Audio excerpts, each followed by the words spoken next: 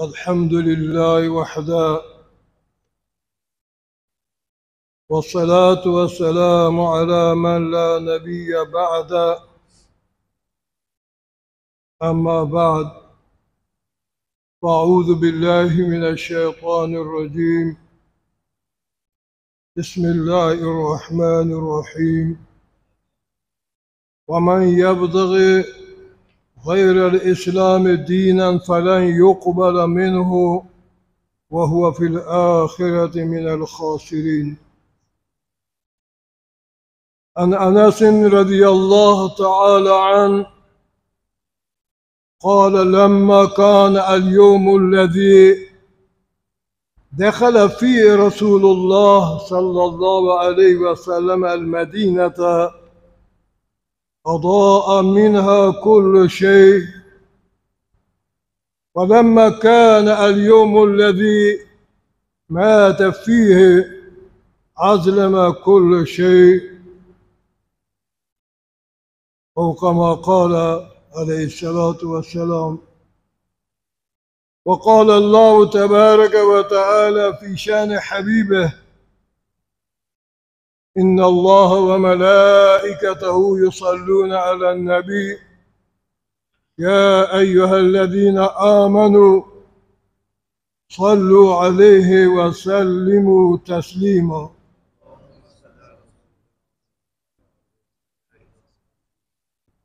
وفينا رسول الله يتلو كتابه إذا انشق معروف من الفجر ساطع، أرانا الهدى بعد العمى فقلوبنا به موقنات أن ما قال واقع.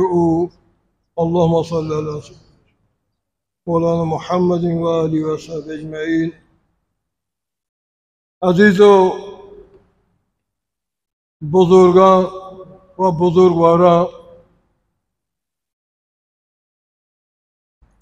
آیه از قرآن مجید همراه با حدیثی از احادیث و زندگی مبارک رسول الله صلی الله علیه وسلم خدمت شما روایت و تلاوت بودم که الله عز و جل درخواست است، دعای که خداوند امثال ما را بیان و عمل توفیق و شما عزیزان خداوند شنود و گوش دادن و عمل کردن توفیق بدن و سعی و تلاش بکنید که برای نماز جمعه، برای کامل کردن نماز جمعه به خطبات اولیه و تا برسیم و آن چیزی که در رابطه به دین و احکام دین به وسیله خطبا و علما و بزرگان با شما در میان الله به حق آنی گوش کنه توفیق ببید و الله عمل توفیق بده. دین زمانی انسان کامل بی که ایتها علم بی، تعلیم بی، تعلم بی، تبلیغ بی، ابلاغ بی، آبادی دین کامل بی و جهالت، بی علمی، فاصله گرفتن از کتاب‌های آسمانی. اما ببینید که یهود و نصارا به جای نرستن، مسلمان یک وقتا چه کتاب آسمانی ها فاصله بگیری، آیا هم به جای نرسن. به جایی که مسلمان واقعی و حقیقی و صحابه صفت ببین، مسلمان نما با و یه دردی دوانه کن به جزی که مردم وقتی وجود خوشبینه که ما مسلمانی، اما در درون آیگاه هیچ چیزی که حقیقت اسلام آمدید.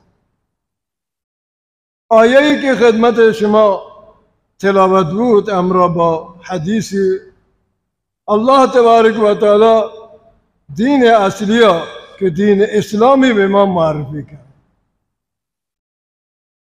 و خداوند فرمود که غیر از دین اسلام دیگه هیچ دینی بعد از پیامبر اسلام بعثت قابل قبول نہیں. و اگر کسی بعد از اعلام رسالت و نبوت پیامبر و معرفی دین اسلام دنبال دیگه دینی برو آچه هرگز قبول نبی. قرآن گوشگی و من یبتغی غیر الاسلام دینا، کسی که غیر از اسلام دیگه دینی طلب بکن و دنبالی برو فلن یقبل منه، غیر اسلام چایا قبول کنک نبید و هو فی الاخرة من الخاسرین، و قیامت روز جز زیانکاران بید. مرچی دنیای مسیحیت و دنیای یهودیت و تمام ادیان آسمانی و زمینی و تمام ادیان آسمانی و بشری که ادعای و دینداری ها کنند، دنیا مرچی تمامی اگر نگاه بکنه بیچاره حداقل 99-98% در دنیا اتها و تا با خدا نسبت دیند و تا مخلوق خدا دانند و خدا و یا خالق دانند. شاید چند درصدی جز ملحدین و آنی دهریک بشک و آنی کمونیست بشک و منکر ذات باری تعالی ببن، ولی اکثرا و قاطعتا دنیای انسانیت خداوند ذات باری قبول کنگه، اما با شیوه های مختلف، با ادیان مختلف. جناب رسول الله صلی اللہ علیہ وقتی که مبعوث ہوئی، اللہ تبارک و تعالی در یہ آیه کریمه که آیه 85 سوره آل عمران، صاف اللہ تبارک و تعالی به تمام جامعه بشریت، نه به اهل مکه و مدینه که آیت در مکه یا مدینه نازل ہوگا، بلکہ یہ اعلام عمومی برای سراسر دنیا و جامعه بشریت. و من یبتغی غیر الاسلام دینا، کسی غیر از دین اسلام دیگه دینیا طلب و تلاش بکن و مدعی ببی که من دین یهودیت، مسیحیت یا ادیان دیگر، الله که فلان یقبل منه، غیر از اسلام دیگه دینی چطور قبول کنه نبیته. اگر هم با این موت غیر از اسلام ببی و هو فی الاخرة من الخاسرین، اگر اعتقادی بی قیامت هستی برای انسان پرده قیامت جز هلاک شدگان بید، جز نقصان و خسارت، کسانی که خسارت قبول کنگن و نقصان تا مبتلا بند جز اما خاسرین و جز هالکین و هلاک شدگان قرار گیرید. بس ما الحمدلله الله تبارک و تعالی ما را در لباس دین و اسلام قبول کرده با عقیده ایمان و یقین. الحمدلله دنیا اسلام به اعتبار ایمان عزیزان ما را بر تمام کتاب آسمانی ایمان ہے. آنچه وتی کتاب قرآن مجید ایمان ہے، به تورات، به انجیل، به زبور، به صحف ابراهیم و موسی، هر کتاب آسمانی که الله بر پیامبران نازل کرد ما را ایمان ہے. ما را به تمام پیامبران که مبعوث بوده ہیں، نبی یا رسول، ما را بر تمام آیا ایمان و یقین ہے. چه حضرت آدم علیه السلام و حضرت خاتمه، حضرت عیسی علیه السلام، ما را بر تمام انبیاء ایمان ہے و آنی شریعت ہے. اما الله تبارک و تعالی بعد از بعثت رسول الله دیگر ادیانی منسوخ بودن. ادیان به معنای احکام. اصل ایمان اما یکی، توحید اما یکی، رسالت اما یکی. هر پیغمبر امت بوشی لا اله الا الله عیسی روح الله در زمان حیات حضرت عیسی، موسی کلیم الله در حیات حضرت موسی، نوح نبی الله در حیات حضرت نوح، ابراهیم خلیل الله در حیات حضرت ابراهیم. اما وقتی نوبت به محمد عربی صلی الله علیه وسلم رسید، همه باید اگر کلیمی ببن، اگر مسیحی ببن، باید بگن لا اله الا الله محمد رسول الله. وقتی پیغمبر هم قبول بکنم، واجه رسول رسالت هم قبول بکنم، یه فرق کوچیکی احکاما نیست. نماز ما پیمی بوانی که حضرت رسول الله دستور داده، روزه که ما پیمی بداری که نه که حضرت موسی محرم ما داشته، رمضان ما قرآن حکم رمضان روزه که داده. یه فرق کوچیک در احکاما نیست. عقیده سرش فرقی نیست. ما را به تمام ملائک ایمان ہے، به قیامت ایمان ہے، به بهشت ایمان ہے، به دوزخ ایمان ہے. و ما تمام ادیان در یه مثلا لابا متفقیں. اما چیزی که سبب اختلاف ما با آیان بیتیں رسالت رسول الله باشه انچه که ما را به وقتی نبی ایمان ہے به عنوان یک امت، گذشتگان باید نبی هم قبول بکنن، جناب رسول الله هم قبول بکنن که یهودیت واسطه چی هرگز قبول نکنن و به دایره اسلام داخل هم نه. اما چیزی که بعد من خدمت شما عرض بکنم در رابطه به موضوع یه هفته، آیشه که الاسلام هو العباده والخدمه والادب. العبادة لله والخدمة لخلقه والادب بینهم. اسلام یه چیز ما را تعلیم داد. حضرت احمد علی لاهوری رحمت الله علیه از علماء بزرگ و شخصیت بزرگ علمی از علماء دیوبند که در مسجد شاهی لاهور واجه 45 سال قرآن تفسیر کو درسی داد. واجه فرمایش کردن که قرآن من در سه چیزی تا خلاصه کنم. خدا قرآن در سه چیزی تا خلاصه بی: عبادت، اطاعت و خدمت.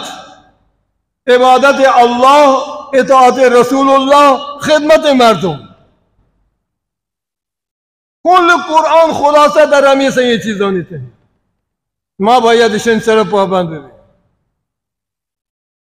به عبادت خداوند پابند ببینیم، به نماز، روزه، حج، زکات، به سنت های مبارک رسول الله صلی الله علیه و سلم پابند ببینیم.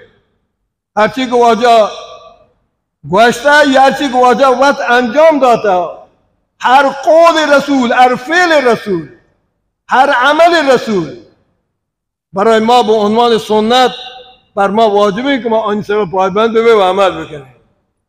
و سیمی خدمت خلقی، خدمت مردمی.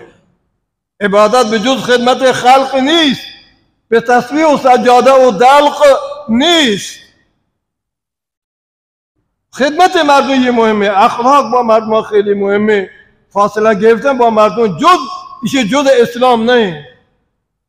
مسلمان هرچی عبادت بکن وقتی که آیی همسایه که یا ناراض بود، آی برات یا ناراض بود، آی دوست یا ناراض بود، همکار یا ناراض بود، مسلمان کامل نه، یا مسلمان ناقصیه، ناتمامی اسلامی هایی داره.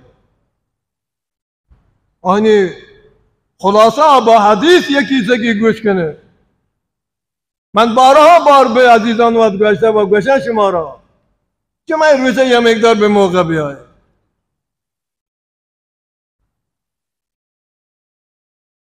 شرط یه نہیں که ما بیان تکراری گوش ما گفتگو بکنیم. ما هم سعی کنیم که هر جمعه که یاین باید از آیات مختلف قرآن با شما گفتگو بکنیم. حدیث رسول الله صلی الله علیه و سلم مختلف اینا گوش ما عنوان بکنیم. مسائل مختلف با شما عنوان بکنیم.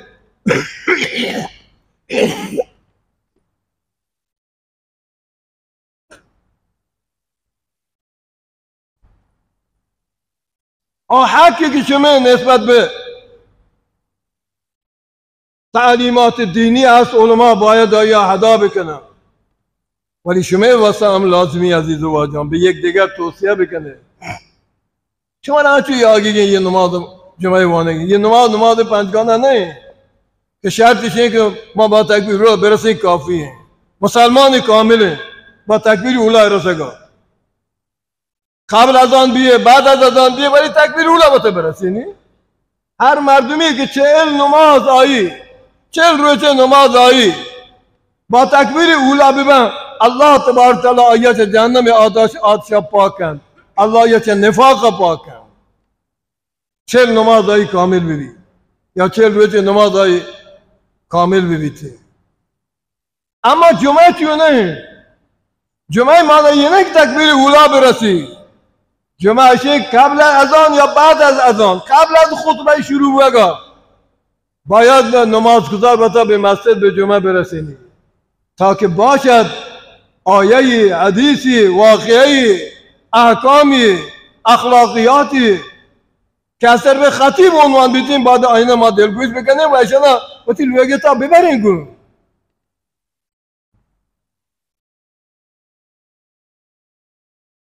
ما از پیران و داریم شمیوتی عزیزان پدر یک عالمی بوده. آیچوک الله تعالی به علم به جایگاه خیلی شهرت رفته رسیده به اما پته دینداری ها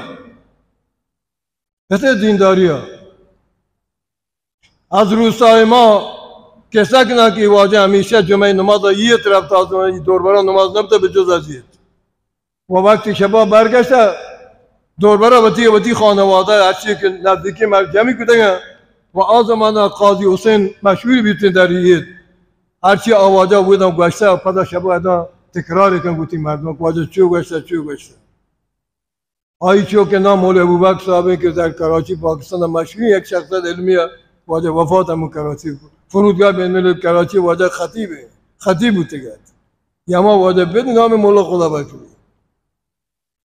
شهر جمعه اولین نفر یه تیم از نندی و قاضی صاحب و عالم و خطیب و بیانی که شباب وقتی برگردی بی روسای و توکلا برای واجه درست هم موضوع واجه هم گشی بود و یکی از آنی فامیلان گومن کسا گوشی وقتی تحجد شبان پادن نمازیوان یه مولا خدا بخشا آنچنان در سجده لابا شیا درنگ کود که ما گاگای فکر کشی مرته شو نزدیک چارته بری مرته یا زندگی چارته نه بابا هیچ زندگی الله چوکه دا مولا بومک شما هم کم بیش کنم کدیم مردم هایش کتا یا یه درگم بیش کنم الله تبارک تعالی علم نصیب کوشو پاکستان درسوان فرودگاه بین الملل کراچی واجه خطیبه مردم عاشقتن از جای دور دراز جاتا واجه خطبانی گوش کنن دور مره حضرت مولا الیاس رحمت الله علیه که الله تعالی مقام مسئولیت کار تبلیغ الله به ذمه مولانا الیاس داد از علمای دیوبند. چرا؟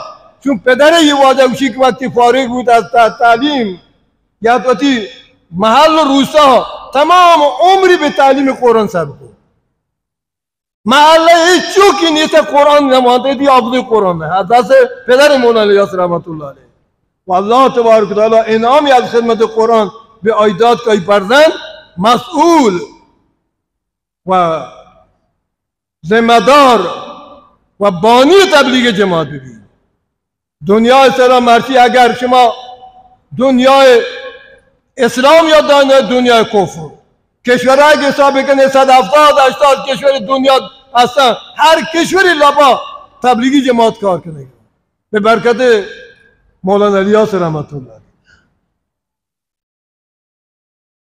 به هر حال عزیز و جان ما را یه جمعه نمازان یا باید یه هدفی ببینیم آشین که ما بیاییم دو رکعت نمازی که جز خطبه از 4 رکعت جمعه 2 رکعت ما خطبه هست بوده و آیت آمی آیات و حدیث بیان با و از شما از این فرصت هم باید استفاده بکنید بگوشه یک دیگر را شما را که الحمدلله هر جمعه من گنده ولی سعی بکنه که هر جمعه یک دو نفر شما تبلیغ بگه بیا زودتر. حدیث پیامبر رو گوش کنیم. شروع کنیم به حدیث مبارک رسول الله. حضرت انس گوش کنیم، شاگرد رسول الله.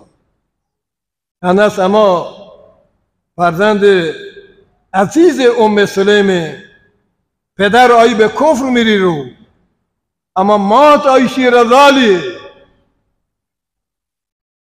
من توصیه کنم به خواهرانی که در نماز جمعیان برای صفات ام سلیم و زندگی تا بیاره، برای اخلاق ام سلیم و زندگی تا بیاره. بیای وفاداری ام سلیم و زندگی تا بیاره. بیای محبت ام سلیم نسبت به پیامبر و دین و زندگی تا بیاره. که به اول ورود رسول خدا به مدینه منوره حضرت ام سلیم فرزند 10 ساله و تا خدمت حضرت رسول یاری و فرمود که یا رسول الله شما را نیاز به خدمت است. منی نوجوانی چون که حضرت انس 10 ساله یه باید در خدمت تو ببین و حضرت انس تا 10 سال آینده به عنوان خادم رسول الله در مدینه منوره برای پیغمبر خدمت کرد. اما انس بیان کنه تا 10 سال، یعنی از قبل از بلوغت تا بعد از بلوغت، از 10 سالگی تا 20 سالگی 10 سال زندگی مدنی رسول الله. انس معروف به خادم رسول الله. کنیا معرفی که مادر مادر مادر پدرای منافقی به کفر میرید رو مالک بیا اینا. یه مات این نقشه بازی که برای تربیت اولاد، برای اصلاح اولاد، برای سعادت اولاد. حضرت انس فرمود کنگیم لما کان اليوم الذي دخل فی رسول المدینه اضاء منها كل شيء. روزی که رسول خدا وارد مدینه بود تمام مدینه شهر نورانی و روشن بود به وجود مبارک رسول الله. شما جز کنه که نورانی چه چیزا آیا گوش کنه. روزی که رسول خدا وارد شهر مدینه بود مدینه روشن بود. چند چیزا مدینه روشن بود با وجود مبارک رسول الله صلی الله علیه وسلم. با 3 چیز. یک وجود مبارک خود رسول الله صلی الله علیه وسلم. 2 آمدن پی در پی و روزانه و شبانه جبرائیل به شهر مدینه تا رسول خدا در قید حیاتت هر روز هر شب هر وقت جبرائیل با تعداد ملائکه و تنهایی با خدمت آید. چقدر بزرگواره، چقدر با عزت آشر که قدمگاه جبرائیل ببین، محل نزول جبرائیل ببین، پریشگانی محل نزول و ورود ببین. چقدر زیباست. یک. دومیشه که وادی رسول الله در یه شهر تا معجزات یکی به صحابه نشانده. معجزات بزرگ رسول خدا صلی الله علیه وسلم. هر معجزه برای یه سندی برای زنده شدن دلهای مسلمانان. صدها معجزه، هزارها معجزه رسول الله صلی الله علیه وسلم در حضور صحابه و در شهر مدینه وادی رسول الله معجزات و تیغ نشان داد. آنچه که حضرت علی رضی الله عنه که من خوب یاده که مکه شهر هر سنگ یا که رسول خدا صلی الله علیه وسلم دید آیا گو السلام علیک یا رسول الله. مدینه تا هم وادی رسول هزارها معجزه نشان دیگه. بدر تا رسول خدا صلی الله علیه وسلم یه مشت خاک پاشید به صورت منافقان کافران تمام کمان تا خاک رود گرد آلود بند. ملائک که آسمان نزول کنند در میدان جنگ. جای قرآن 1000 ملائک جایش 3000 ملائک. ادانی که وقتی رسول خدا مدینه کہتے ہیں اضاء کل شیء اضاء منا کل شیء، هر چیز روشنایی بخشید، روشنایی های رسید. و یکی نزول قرآن، نزول خود قرآن، آمدن جبرائیل، نشان دادن معجزات و نزول قرآن مجید. کمی گپی نہیں. وجہ مسجد نشتا قرآن نازل ہوگئے، لوگاں نشتا قرآن نازل ہوگئے. وجہ تو میدان جنگ و جہاد قرآن نازل ہوگئے، آیات قرآنی نازل ہوگئے. یہ قسمت از قرآن مجید در 13 سال در مکه نازل بود و یک قسمت دیگه از قرآن از 30 جز کلام الله در مدینه منوره نازل بود. یہ نزول قرآن و نور ہے، یہ عزا منا کل شیء. با نزول قرآن چطور مدینه شهر نورانیت پیدا نکردی؟ حضرت انس فرمایش کردند كلما دخل لما كان اليوم الذي دخل فيه رسول الله المدينة روچی واجه ورود پیدا کو در شهر مدینه اضاء منا كل شيء. تمام کی شهر نورانیت گرفت، روشنایی الله تعالی در به شهر مدینه که هنوز روشنایی است،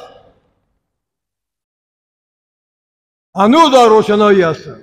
بعد از 1000 سال تا قیامت این نورانی است.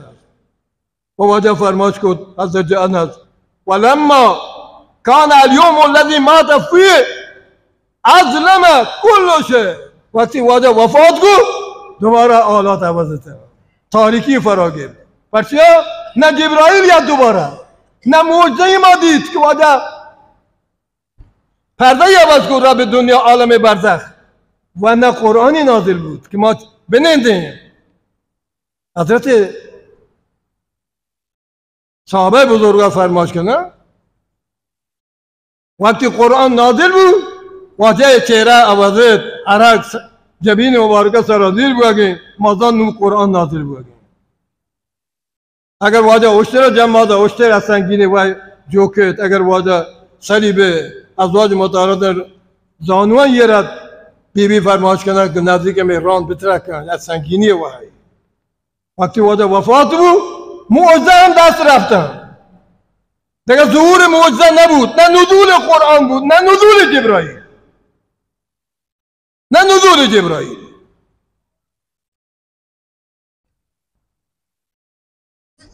اما آن چیزی که هنوز برای ما شما مانده دو چیز بزرگ یا سه چیز بزرگ: قرآن، سنت، اهل بیت. قرآن و سنت و اهل بیت. اهل بیت رسول الله صلی الله علیه و سلم برای ما مدنی افتخاریه. جامع اهل سنت به وجود فرد اهل بیت رسول الله افتخار کرد. ابو حمزه سومالی یکی از تابعین، یکی از تبع تابعین، آواجه بیان داری از امام سجاد، از امام زین العابدین، از علی ابن حسین. خوشبختانه ما را شخص رسول الله بجد نام مبارکی دیمات چه خبر نیستیم، نه آیی ذات ارجمند و نه چه آیی دینا و نه چه آیی قرآن و نه چه آیی سنتا. خیلی ما بیگانه ایم. آنی که آشنا آن میدان مردن، آزایدان شب، آشیران روزن. اشانی که بیگانه از همه چیز محروم، از همه چیز محروم. ابو حمزه سومالی بیان کرد قال ان علی ابن الحسین کان یحمل الخبز باللیل. شما بزرگواری یادگیشان حدیثن چه توجه بکنید. اگر هر گوشی بلند کنی و اشکال پیدا بی سریع خبر بده. شما بی که یه می آمدن، می یه مطالعه، یه می حدیثن جمعالی، یه شما آمدن ظاهر برو. ان علی ابن الحسین کان یحمل الخبز باللیل على زاری یتبع به المساکین فی الظلمه یا فی الظلمه و یقول ان صدقه فی سواد الليل تطفئ غضب الرب او كما قال. دقت کنه، شان انچو نہیں آتے ہیں، شان کتاب چاره لوٹی، شان کتاب پیش کرے لوٹی، شان برای شما ما وقت قربانی دیا گئی. شما استراحت کنه اوقات وقتی قبل از نماز ما برای شما قربانی دهیم و منت بر شما نیلیم، وظیفه ما. اگر مکنین پرده قائمه خداوند جز کن، ولی اگر شما میاد گوش مداری هم برای انتظار رو ببیت خدا. حضرت ابو حمزه بیان کن که علی ابن حسین یعنی امام سجاد یعنی زین العابدین یعنی حضرت علی چوکزد یعنی امام حسین چوک از شاهزادگان ایران از ما طرف مادر، از شاهزادگان ایران از طرف مادر و از طرف پدر حضرت امام حسین چوک. امام حسین شهسوار کربلا، شهسوار کربلا، همه چوک نام علی مشهور به زین العابدین یعنی زینت عابدان. هر شبانه روز 1000 رکعت نفل و نام سجاد در اصطلاح عربی یعنی بسیار سجده کنوک. سجاد یعنی بسیار و بسیار سجده کنوک. شان نوابتگن نه شب نه روز. دلگاه شب امام سجاد کان یحمل الخبز باللیل علی ظهره، شبانه نان برداشت کن بازار تری چکری. کجا لوگ فقیری لوگی، کجا لوگ بیوزن لوگی، کجا پیرزار لوگی، کجا یتیم لوگی، کجا مسکین لوگی. پیسر چه شناسایی کر روی چه شبانه نان برداشت کن لوگا با رسینی، آب برداشت کن با لوگا رسینی. خبز و الماء، آب و نان برداشت بعد از تاریکی شب که یا کس جا میاریتین یه کن یه نانا پا ما یارگی. یه حضرت علی چوکزده، یه امام حسینی چوکه، یه نام زین العابدینه. ایشی اسلام جا یارته، ایشانی احترام واجب بر ما که جناب رسول الله گوشت اهل بیتی منی احترام بداره، همیشانی احترام داره لوٹی. حالا وعده گوشیم و یقول ان صدقه فی سواد اللیل، صدقه دادن در تاریکی شب، صدقه دادن در تاریکی شب تطفئ غضب الرب، الله خشم و غضب خاموش کن. اگر یه وقت انسان خطا کنه و خدا غضب ایستاد یاگه صدقه ده، الله خشم فرو رو خاموش بی، الله خشم ده. وعده اخلاق کریمه میشه. بیاید اسلام به معنای واقعی، اسلام به معنای عبادت، اسلام به معنای خدمت، اسلام به معنای ادب، اسلام به معنای ادب، اسلام به معنای اخلاق. چه خوب جا بیاره. هرگز رسول الله وقتی عمره تا در برای یا آدم نادان یا کافر اگر گستاخی در شأن رسول الله بوده وعده انتقام نگرفته مگر در برابر قانون شریعت. حدود الله تجاوز کنه برای رسول خدا صلی الله علیه و آیا انتقام چه آیا گرفته و الا به نفس رسول الله وعده انتقام نگرفته. ایشی نام اخلاق. شما تا مزین بکنه، حدیث گوش بکن، نه از زبان شفایی من گفتم که فلانی گفته اخلاق داشته بس من برای اخلاق داشته بم. بگه چطور؟ آیت جناب رسول الله صلی الله علیه و حدیث مبارک گوش کنید. عن ابی امامه رضی الله تعالی عنه قال رسول الله رسول الله صلی الله علیه و سلم انا زعیم فی رفض الجنه لمن ترك المراء وان كان محقا. و به بیت فی وسط الجنه لمن ترک الكذب و ان کان مازحا و به بیت فی اعلی الجنه لمن حسن خلقه رواه ابو داود او كما قال علیه الصلاة والسلام. دلگوش همین رو بکن. رسول الله فرمایش کرده قال رسول الله انا زعیم، من ضامنم، من ذمه دارم برای هر یکی از شما اگر به چی ضمانت دیا که رسول خدا به یک منزلی به بیت فی رفض الجنه، به یک لوگی در کنار بهشت، داخل وسط اعلا نه، ابتدای بهشت، حاشیه بهشت، ناحیه بهشت، ابتدای بهشت. من رسول ضامنم برای شما به گوشه ای از بهشت، به یک منزل و قصر و آپارتمانی حیواسا لمن ترک المرا و ان کان محقا، کسی که دعوا ترک بده اگرچه حق داره. دو نفر در ملک دعوا، سر پول دعوا، سر مال دعوا، کسی که حق به جانبه زان که حق منیگه ولی برای من گویم تو شریعت نکنه، گویم تو دعوا نکنه، بزوری تو. رسول خدا اگر یکی به دعوا ترک بده در حالی که حق داری هم، حق هم به جانب مایه، ولی نه من جیرا دعوا گویم تو نکنه و تو گویم جیرا کنه تی بزرگ برو، من نلوٹم.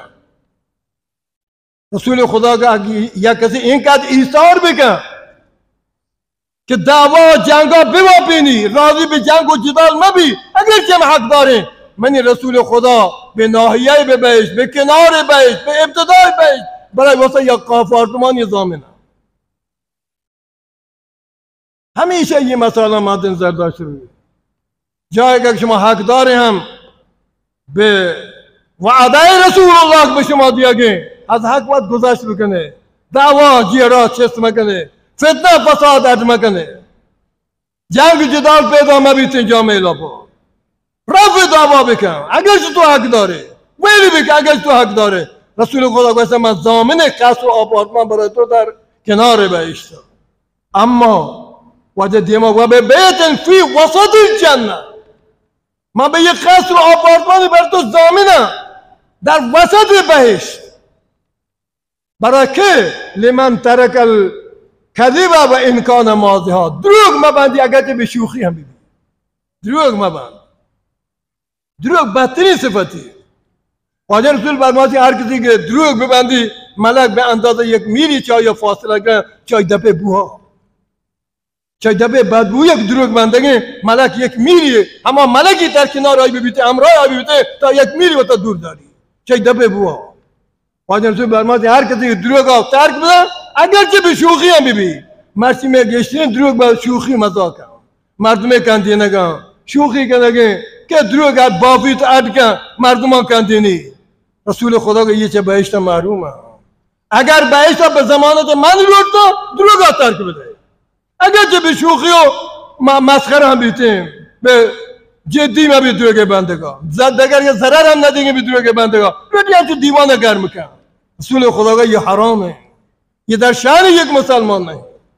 بواد باجا فرمایش کنگه و به بیت و انا زعیم به بیت فی اعلی جنه، اعلی جنه جنت الفردوس، اعلی جنه کده وجا جنت الفردوس.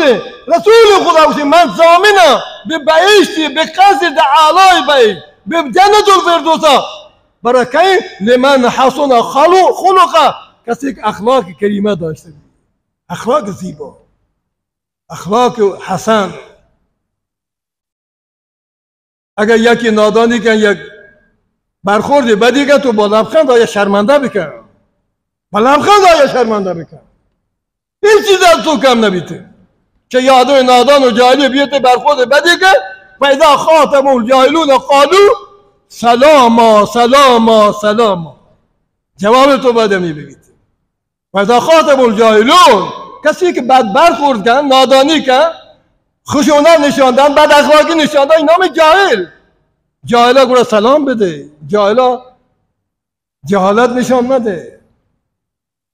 واده رسول الله صلی الله علیه وسلم در حکمتی امت. دین عبادت نامه، دین خدمت نامه، دین ادب نامه. و چی نام ادب؟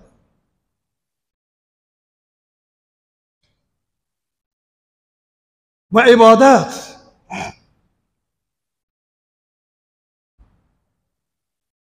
و پیغمبر صلی الله علیه وسلم سنتانی نگهداری ببه.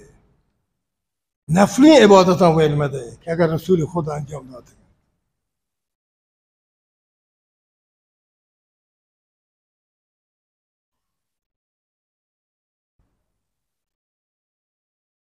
خوشبختانه وقت خیلی محدوده، اما یک دو نکته خدا توفیق بده خدمت شما در کنار این حدیثان خدمت شما عرض بکنم. مفتی اعظم پاکستان مفتی محمد شفیع رحمت الله علیه بانی دارالعلوم کراچی که همه ما مفتخریم به وجود این مدرسه، همه ما بودم زانو تلمذ جتا درس وانته و اکثر علمای بلوچستان از دارالعلوم کراچی فارغ بودند به اضافه مدارس بزرگ دیگر، ولی جامعه دارالعلوم کراچی مشهوره.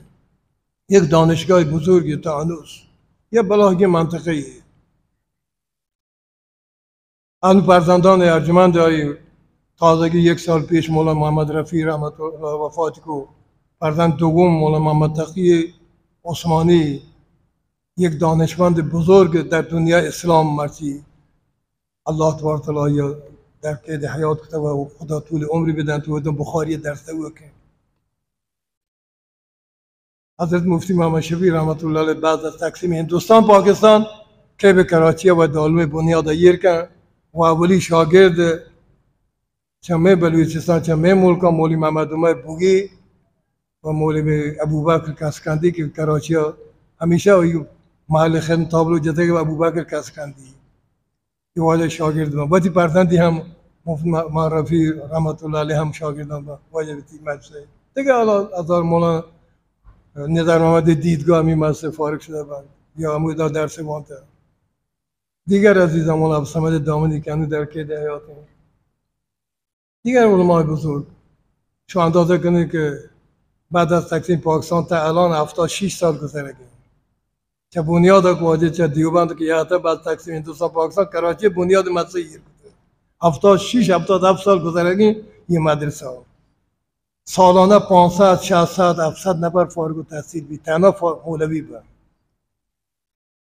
یه واجه وقتی که چه دیوبند فارغ بی مفتی محمد شفیع رحمت الله علیه رو حضرت مولانا تانوی خدمت ها مولانا اشرف علی تانوی میں شیخ دایی مولانا ظفر احمد عثمانی که میں استاد بخاری ہیں یہ وجہ های واردات ہیں خدا های دست چیرا تربیتی حاصل کرده و ما را هم خداوند یه سعادت نصیب کو که یک زمانی بیایم مولانا ظفر احمد عثمانی مولانا اشرفی تانی واردات شاگرد ببین بخاری درس وانوک ببین و نه تنها درس وانوک ببین بلکه خداوند یه توفیق داده که در کل سال بخاری عبارت وانوک ببین. از اول سال واجب گوه که بخاری عبارت کسی بوانی که آوازی بلند ببین و خوب هم بوانی که غلط ممانی من دیما ما چند نبرت خداوند امتحان که ما را دوستان یه قرآن فال به نام منی دیوانه زدن خداوند یه توفیق ما را داد واجه دیما بنین بخاری عبارت از اول سال تا پایان سال این مزه این سال مرچی همانی شاگردی تلمذ برکت که مرچی ما الحمدلله نشته بخاری درس دیگه و روی که من یک شهر یاته گم تا مرچی 53 سال از اولی خطبه بگیر تا من که شما نشته اولین کتاب منی که مطالعه کردم بخاری الحمدلله 53 سال من گم بخاری ها یک سال فاصله بوده که من جواب ملکا یاته تا نیکشهر یاته یک سال بعد که من یاته من گم کتاب بخاری به برکت مولانا ظفر احمد عثمانی و یه من نرسم مگر یه خاطره که واجه من خادم بوده یعنی واجه کلاس یارته من با ویلچر چه لوگا به کلاس یارته اگر واجه مستر رفته نماز چون 83 سال عمر واجه راه رفتن مشکله با ویلچر ما چه منزل بردم مسجد چه منزل یارته کلاس من آی واجه خادم خاص بودیم تو آی خیر واجه نصیب واجه مولانا اشرف علی تانی پدایی دایی بوده واجه چوک نبوده مولانا اشرف حکیم الامت چوک نی خدا ندن دگران تبابت کنگی دگران اصلاح روحانی معنوی کنگی جسمانی کنگی ولی خدا اولاد ندین دو جنه واجه بودن چوک نبوده شمشم گشی گفت حضرت مولانا مفتی محمد شفیع نوشته کن که من واجه رفتم واجه خدمت بیعتون کت مولانا اشرف علی تانوی رحمت الله علیه هندوستان تانبون در خانقاه تانبون مشهوره شما برای مثنوی یه شعری من دیما ترد من با عنوان سوالی چه واجه سوال کنم که مولانا مثنوی در بوتی اشاران گوشه یک زمانی صحبتت با اولیا فارسی دیگه یک زمانی صحبتت با اولیا بهتر از 100 سال طاعت بی ریا اگر یک ساعتی و اهل الله بننده امنشین ببه از محفظهای استفاده ببره از تعلیمات و از اخلاق ای استفاده ببره بهتر 100 سال برای عبادت بی ریا بکنه بیای یک ساعت ننده برابر با 100 سال عبادت کو یک اهل الله ولی کسی نندگان مرچی مردوشن که شما پیرانی برا مره بابا پیر چرسی پیرم حقیقتی پیر نه حقیقتی پیر مولانا تانوی رحمت الله علیه بوده حقیقتی پیر امام جعفر صادق بوده که امام ابو حنیفه بیعت کرده حقیقتی پیر ابو هاشم صوفی بوده که امام احمد بن حنبل بیعت کرده وقتی امام فی الحدیث و فی الفقه بوده امام احمد ولی آی مرشد ابو هاشم صوفی ابو هاشم مشهور بوده ایشان گره بره نه جزین گره بره ولی ما تمام گینا به یکی لطا شونه مرا بیعت مکنه بیعت والن گره بره بیعت انسان مسلمان کامل نبی تا پیر کامل نبی ایمان کامل نبی تا طریقت کامل نبی ته اسلام کامل نبی ته شو واجه مفتی محمد شفیع بانی دالوی کراچی گوشه من گوش حضرت شاعران گاگایی افراط روان تفرید روان هر کجا ذوق بی مزاج ورده گروه برای خوب شیرین کنن اگر نبیته ور سک لوکی کنن کوتاهی کنن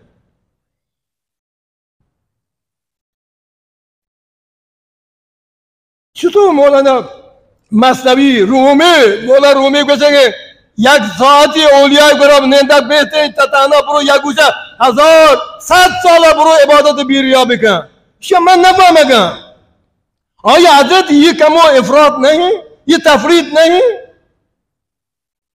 حضرت مفتی گوشی من جوز کو چوتی مرشدہ مولانا تانویہ شواجہ نیش کمو مکس کو ہمدہ منی گویا کہ مولانا میں کہا بلے حضرت وشیک شیطان طاؤوس الملائکت در جمع ملائکتان اللہ عبادت بندگی کو زمین سر مشهور به طاؤوس الملائکه ملکانی طاؤوس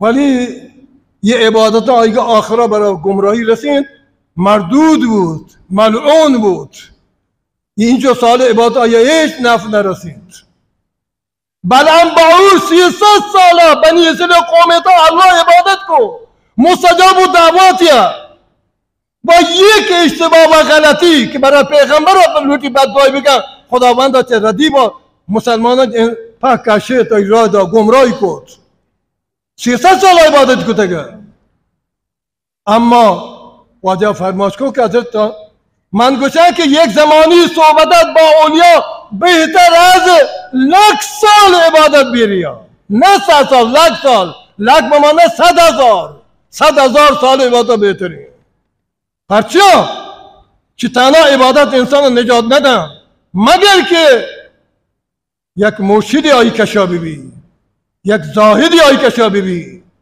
یک استاد کاملی آی کشا ببی. و الا زود شیطان انسان فریب ده، انتی خودش شیطانی نفس آیگا فریب ده، انتی خود برام بار با 300 ساله آی نفس آیا فریب ده، شیطان آیا فریب ده، گمراهی کد. یک مسجداواتی شخصی ها. اما واجه فرمایش کده در حق صحابیان وقت.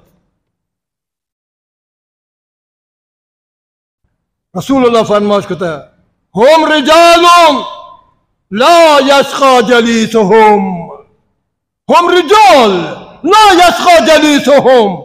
منی صحابه مردانی هر کسی کشا بنندی گمراه نبید، ایشانی امنشین گمراه نبید. واجه فرمایش کد منی صحابه کسانی هم رجال لا یشقى بدبخت ذلیل خار نبا ما هر کسی که آنی کشا بنندی. لا یشقى جلیس، جلیس اون امنشین، کسی ایشانی امنشین دی گمراه نبا. یہ اولیانی صفت و جگہ 100 سال کم ہے، بگا 100,000 سال نندگ و مرد کامل گرا، اولیاء گرا، صحابه گرا، تابعین گرا، امثالی وازن گرا نندگ چه 100 سال نه بلکه 100,000 سال عبادت بابت. تو خود واجه گوشته هم رجال لا یشقى جلیسهم، منی صحابه منی امت بعضی مردان انچی نکر کسین کشا بینیدی و گمراه نبند و بدبخت نبند.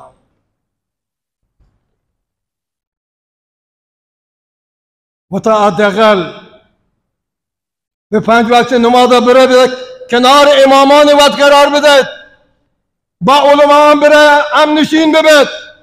هر کجا که اگر خداوند برای حق اهل علم و اهل صلحا قرار دادن در مناطق شما بره به دست آیا بیعت بکنه و نزدیک بده با آیا چه اینا درس بگیره. کمتری کوتاه را برای ما شما چاباری مولانا چاباری خداوند طول عمر را یا بدن. همیشه واجه مردمان گر رفت آمد کنه، بیعت کنه، فرصت از یه فرصت استفاده کنه، بره گاگه بنده واجه محفل و مجلس ها بیعت کامل بکنه، بره نزدیک بنده که رسول الله فرماید که هم رجال لا یشقى جلیسهم. و اهل الله نندگاه مردم بدبخت نبی، خوب مردم کنترل کنن، نه مردم گمراه ببیتی.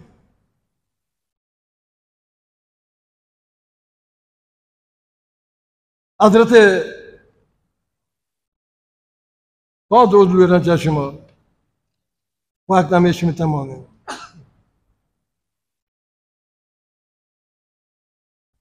همیشه چه الله رحمت امیدوار ببه و چه الله خوفه، چه الله عظمت و جلالت خوف هم داشته ببه. الایمان بین الخوف و الرجا، ایمان در من خوف و امید. بزرگانشان ولی بودن یه ما رو خوب پتا آموز دیدن. خوب چه باید، رجا چه باید. شمایی که در هر لباسی جماعت تبلیغی نشته، عالم نشته، حافظ نشته، عوام نشته، شان دقت کنه. رسول الله فرماش که ایمان در من خوف و رجا ہے. ایمان زمانی کامله که انسان دل تا خدای خوف عظمت هم ببینه، عظمت خداوندی تو دل انسان بی خوف ببین و امید که الله رحمت هم ببین. چی نام ایمان. ولی چه بعد ایمان، چه بعد خوف غالب ببین، چه بعد رجا غالب ببین. چه گوش کنه از قول بزرگان. انفسین آخر پیام منه که خطبه بده برای شما. قال الخوف افضل من الرجاء ما كان العبد صحيحا. چهار که تو سالم و زنده، خوف تو چه رجا چه امید گیشته ببی، چه الله عظمت خوف دلی تا گیشته بی، چه امید. ولی وقتی مرگ فرا رسه، مرگ نزدیک بود. فاذا نزل به الموت، فاذا نزل به الموت، وقتی که حالات مرگ، آثار مرگ یادت سرا انسان سرا، فالرجاء افضل من الخوف. ادا الله رحمت امید گیشته چه خوبا بده، الله رحمت امید گیشته بده. چهار کس زنده و سالمه، خوف دیدن تا چه رجا امید گیشته ببی. وقتی که موت زمانیت رسه، سکرات موت واقع رسه، آثار موت ظاهر ہوتا، صاحب فراش ہوتا تا بلندی نیسته، گونه چه الله رحمت گیشته امید بواد چه الله عذاب. اونا فإذا نزل بالموت فالرجاء افضل من الخوف. چیزایی هم دیگه هستن که وقت به ما اجازه ندن. جناب رسول الله صلی الله علیه و به ما چی گوشته؟ فرصت اگه بود من یاد بده هفته آینده شیمش میشه خیلی مهمی مطلبی. یک کاپیتان فرانسوی بعد از بازنشستگی و دیگه ارتباط با یه مسلمان پاکستانی پیدا کرد. همه سبب بیتین قرآن بوانی چه قرآن وانه که پدا اسلام بیاری چطور اسلام بیاری؟ انشاءالله هفته آینده گوش کنید اگر خداوند حیات دادین در جمع شما بیتین. هرچی دنیای کفر وقتی به قرآن دست نه خداوند هدایت ده. قرآن ملوگلا با یه ما قرآن بیگانه تا زمانی قرآن ارتباط مبی هدایت که باز نبی دروازه هدایت برای ما پچه نبا. کاپیتان یعنی کشتیانی کاپیتانه ناخدای کشتی ہیں. 30 سال خدمت کن برای فرانسه بعد از 30 سال بازنشست بھی بعد از موضوع ارتباط پیدا کن گفته که کاپیتان پاکستانی هم آئی هم لباس هم شغل ارتباط پیدا کن مسلمان پاکستان یا دعوت به اسلام ده قرآنی ده چی نه من چو اسلام نیاره یعنی قرآن هم بده من قرآن چهار رند کنم من اسلام یاره قرآن لوگا یر کن سوره نور آیا هدایت کن چطور هدایت کن رند جوسی کن هفته آینده انشاءالله لازم عبرتی گپا آیا و کمترین ملاقات با قرآن مطالعه قرآن راه هدایت برای انتخاب کنه ما لوگلا با قرآن یه ما گمراهی نه نماز نه روزه رسمی پرینته من یکی وقت مسجد جامع قدیم پشت شبا بودن میول و جمعی نشته کن تو چیه کنن چیه برم خدا بدن تا 3 شب پیش من گذر بودم واقعا من چون 10-12 نفر نشته مسجد جامع پشت شو چیه بره چیه کنه خدا بدن کدام مسجد جامع کشه مسجد جامع قدیم کشه یه دوری چه قرآنه هم خود آیان هم پدران و اولیان شده جمعی بزرگی هیچ کسی جرأت نگه بگه آقا این مسجدی اداش با چیه کنه برای پارک بننده برای اگر کسی شما را بشوک شما خانواده نیسته اگر دولت مردان شما را پلیس شما دنبال نه ولی شما چه خدا بتوسته مسجد ادا چیه که نیسته مسجد کشو به من گزارش دیگه بود 2 شب پیش من گزارش بود چون واقعا به من گفت همی به چیزای آوارگا من نه ولی پیش که گزارش مدرسه بودی یا چیزی با هم ورگا چیه نو خدا بزن یه 10-12 نشته چیه کنه چیه برای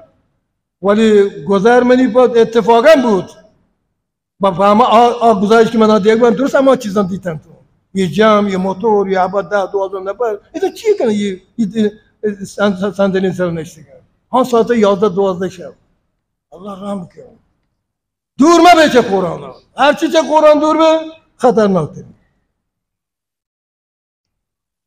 دعای مغفرت برای حیاتانا بنده وزی وفات کده قبل از اینکه ما را حال بده ما برم همه داد رفتات مسافرت وسط روزه خبر دادم او چین چیزا ما را به موقع حال بده عزیزم دیگه ما هم بنده خدا 50 سال با هم زندگی بوده اگه شن نماز جنازه ما هم شرکت بکنیم به موقعشان ما را حال بده ما رفته تنگسر رفته مسیر ما کاری هست همون به ما زنگ زدن که فلانی جنازه 10 دقیقه دیگه است ما رفتن کل چیز شهرستان شهر ما خارج الله تبارک تعالی مغفرتی بفرماید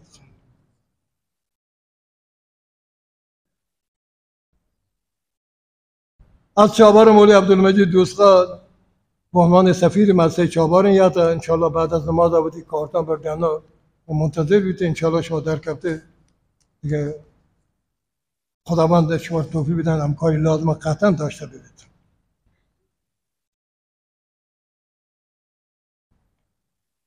سیستم های صوتی در ایدگاه بردگان که باید سکوی لکتنگه یه رکتن باید سیستم صوتی که مردم بودن نماز جنازه حدیثی های 5 دقیقه باشه بیتین یه عبرتی برای جنازه یه آیت قرآن حدیث وانه کن این مردم پند و نصیحتی یک عبرتی گیشته راه یه واجه کاری پار خدا بدن چی بشری بیته یا یه تمام سوی برشته رفته دیگه لذا هرچی شما که بود چطور بود کسی نه پرچه بود اصلا نه علتی من نتره معلوم انگیزه چی بوده هیچ معلوم نبید. در حالی که بودم پرس کنم یه همه زحمت ها کشم، پرسندان ما عزیزان ما بودم بلندگوها یارن نصب کنم، بلند ها یه کنم، حداقل 10 دقیقه مسائل مهم، نماز، احکام، عبرت، موت، فلانی گفتگوی بیتین سبب انسان پند سبب عبرت بیتین پند گرن نصیحت گرن قبول کنن مردم بیاشن پولش بروتی را نشی شجاعت و مردانی نه نشی هیچ توجیهشی ندارید که مردم یه کارو بکن. برای اگر دوباره شما را اطلاع چیزی بیتین شما برای نصیحت کنه معرفی کنه نصیحت بکنه بوشه بگو یه چی کار شما کنه. السلام علیکم و رحمت الله.